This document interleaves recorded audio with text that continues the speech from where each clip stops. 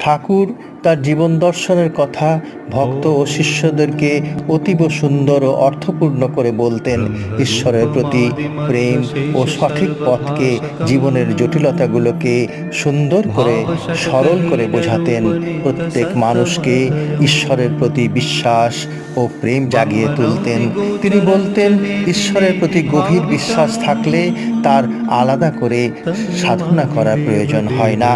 ঠাকুর মানব কল্যাণের কথা সবসময় বলতেন। তিনি বলতেন, প্রত্যেক মানুষের মনের মধ্যে একটা শক্তি আছে, সেই অন্তরাত্মাকে জাগিয়ে তুলতে হবে। সেটাই হবে তার প্রতিভা, যা অনেকের মধ্যে সুপ্তভাবেই শেষ হয়ে যায়।